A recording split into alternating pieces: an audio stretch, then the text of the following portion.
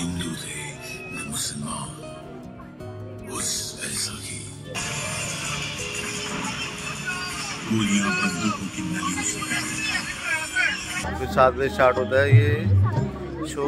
उसके बाद अभी लेजर शो स्टार्ट हो रहा है। जलियांवाला बाग का लेजर शो स्टार्ट होने वाला है। इसकी जो टाइमिंग है 7 बजे लेजर शुरू स्टार्टिंग होती है, 7:30 तक चलता है और 6:45 बजे इसकी चेयर पे बैठने की एंट्री शुरू हो जाती है और फिर 7 बजे स्टार्ट होता है ये शो। उसके बाद 7:30 तक चलता है पंजाबी में शो। 15 मिनट का गैप दिया जाता है। फिर 7:45 बजे 7:45 पे हिंदी में इसका शो स्टार्ट किया जाता है दोबारा से। अभी लेजर शो शुरू होगा। पूरा लेजर शो दिखाऊंगा कैसे कैसे इसका लेजर शो है। लेजर शो सामने होता है, ये उसी गुम्बद में स्टार्ट होगा। बैठने के लिए पब्लिक बैठी हुई है यहाँ पर, सारी पब्लिक बैठी है चेयर पे। इधर ही लेजर शुरू हो जाएगा। हिंदू थे न मुसलमान। उस ऐसा की खून से लथपथ हुआ था पूरा हिंदुस्तान।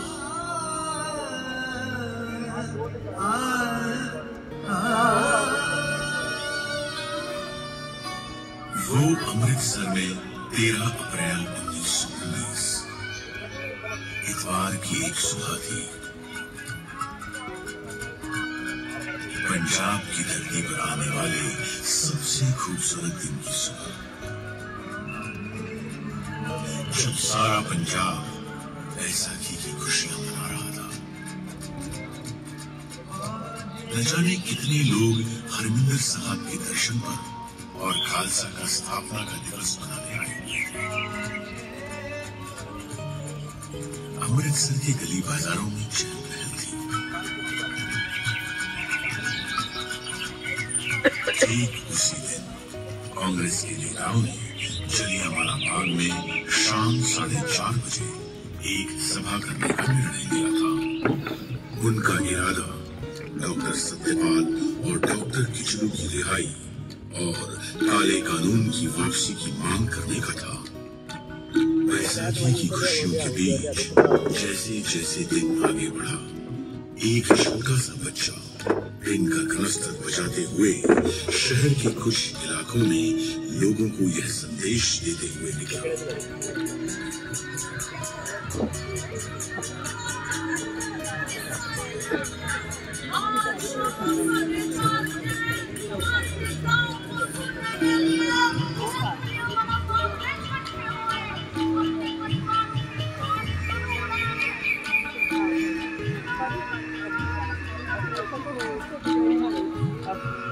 जैसे ही इस बच्चे की मुरादी को बैसाखी मनाते हुए लोगों ने सुना तो सोचा कि जुल्म का विरोध करना तो कोई जुल्म नहीं है।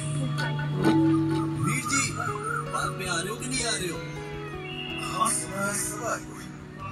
आप चलो, हम बताने क्या है बस। सुनिए कोई कानून लगाया सरकार ने। हाँ, सुना तो मैंने भी हुई। शाम को बाद में पता चलने जाएगा। वैसे भरजाई जी, आप आ रहे हो ना? आहो, जस्सी को लेके पहुंच जाऊंगी 4:30 बजे।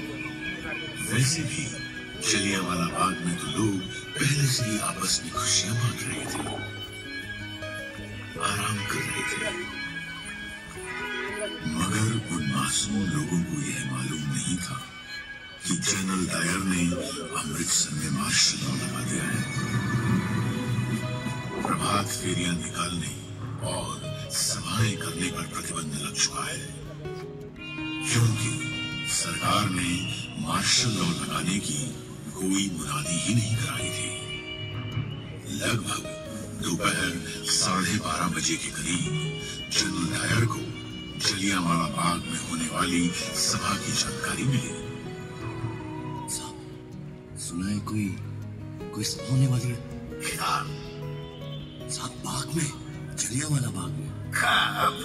सुना तो था यही 4-4:30 के करीब।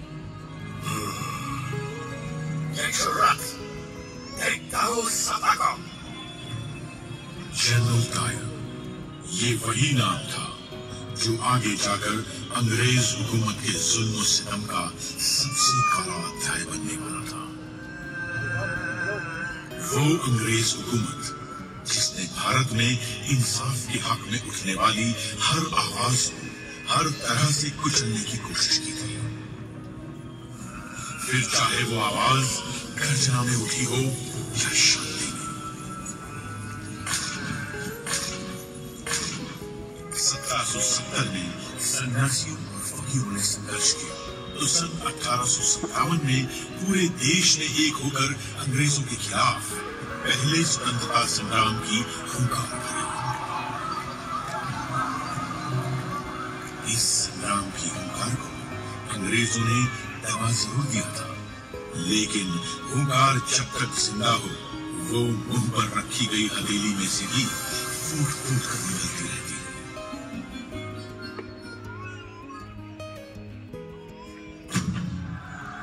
कभी क्रांतिकारियों ने आजादी का बीड़ा उठाया तो कभी कांग्रेस के कर्म दल ने।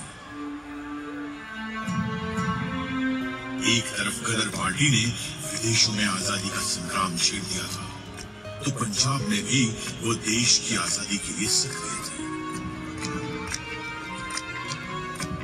सन 1915 में रासबिहारी बोस ने पंजाब आकर लाहौर, फिरोजपुर, अमृतसर, ननकाना साहिब और तरन तारण में अपने दूतों के जरिए अंग्रेजी सेना में सेवारत भारतीय सैनिकों से सशस्त्र क्रांति के लिए संपर्क किया, मगर किसी तरह यह योजना अंग्रेजों को पता लग गई और कई क्रांतिकारी गिरफ्तार किए गए। 16 नवंबर 1915 के दिन 19 वर्ष के बालक करतार सिंह सराभा को अंग्रेजों ने लाहौर की जेल में फांसी के फंदे पर लटका दिया।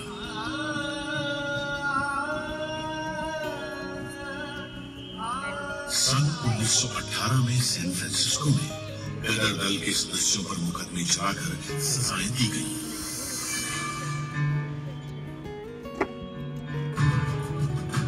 यह पहले विश्व युद्ध का समय था और अंग्रेजों ने अपने हित से इस युद्ध में भारत को भी छोड़ दिया था। इस युद्ध में अंग्रेजों ने भारत की संपदा, युद्ध सामग्री और सैनिकों का जमकर इस्तेमाल किया और बदले में भारत को क्या मिला? एक काला कानून, रोलेट एक्ट। आम हिंदुस्तानी की जबान में इस एक्ट को न वकील, न दलील, न अपील के नाम से जाना जाता था। इस एक्ट के पास होने के बाद पुलिस चाहे जिसकी तलाशी ले सकती थी, बिना कारण किसी को भी 2 साल की सजा दी जा सकती थी। इसके इस्तेमाल से भारतीय अखबारों की कलम तोड़ दी गई। फिर भारत ने इस काले कानून का जवाब दिया सत्याग्रह से। देश भर में इसके विरोध में सभाएं और आंदोलन होने लगे। फिर 30 मार्च 1919 के दिन दिल्ली में 60 निहत्थे लोगों को सरकारी गोलियों से भून दिया।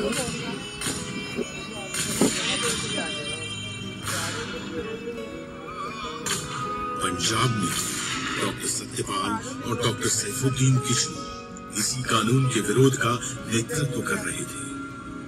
तभी अंग्रेजों ने उन्हें गिरफ्तार कर लिया। पंजाब की जनता ने इस गिरफ्तारी का विरोध किया और उनकी रिहाई के लिए आवेदन तक दिए, लेकिन पंजाब के लेफ्टिनेंट गवर्नर माइकल ओडायर पर इसका कोई असर नहीं हुआ। उसके इरादे कुछ और ही थे। 9 अप्रैल 1919 को रामनवमी का त्योहार अमृतसर में शांतिपूर्वक बीता था। फिर भी अंग्रेजों ने उस दिन महात्मा गांधी के वहां आने पर रोक लगा दी और उन्हें पलवल पर ही गिरफ्तार कर लिया।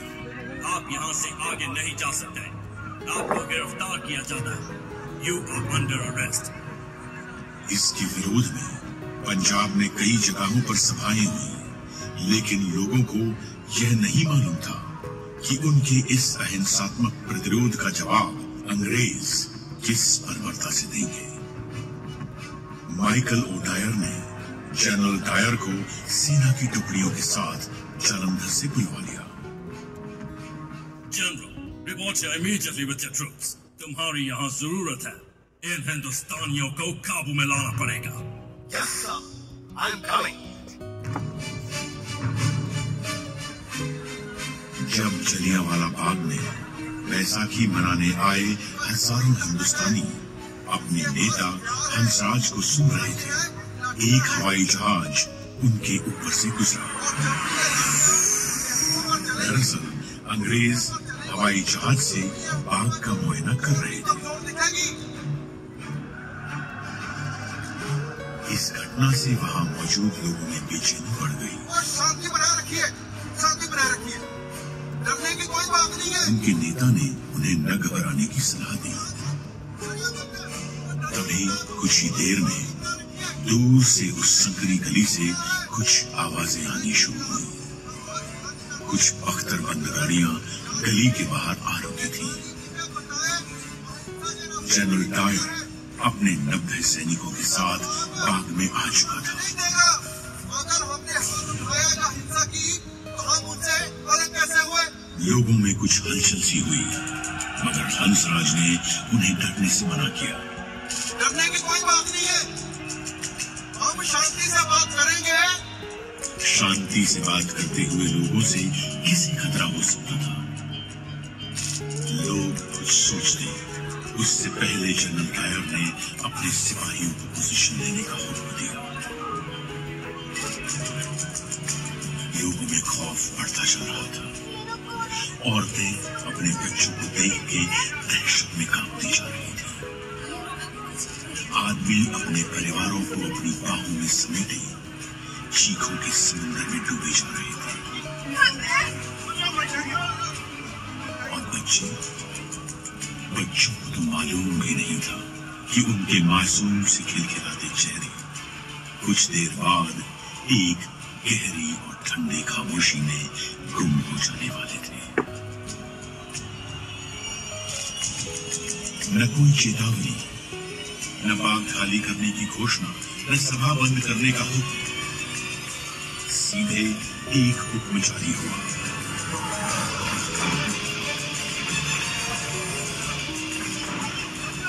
गोलियां बंदूकों की नलियों से लोग बेतहाशा अपनी जान बचाने के लिए भाग रहे थे।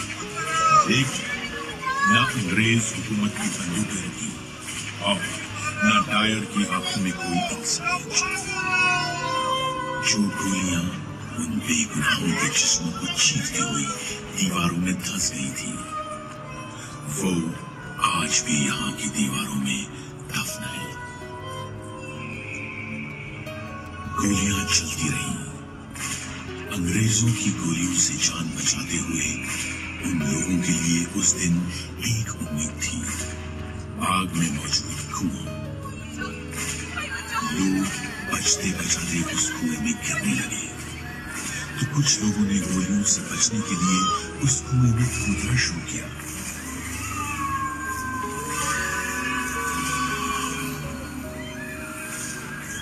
एक के बाद एक लोग उस कुएं में गिरते चले गए।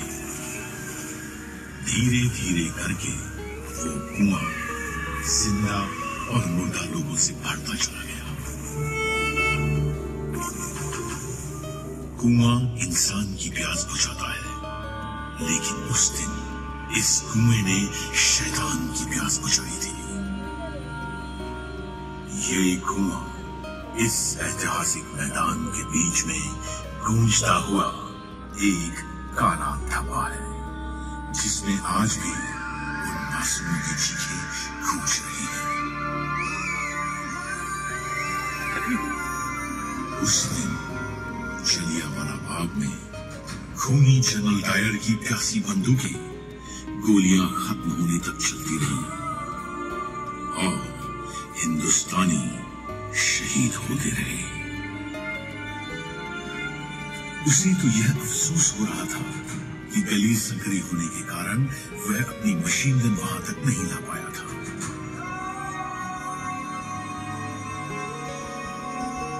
जलियांवाला बाग के इस नरसंहार में उस दिन डायर ने अपने 90 सैनिकों के साथ 10 मिनट में 1650 गोलियां दागी थी, जिससे 1000 से ऊपर भारतीय शहीद हुए और 1500 से अधिक घायल।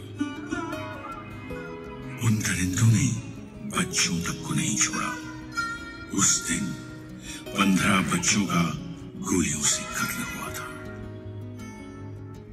उन बच्चों में से एक बच्चे की उम्र सिर्फ 6 महीने थी।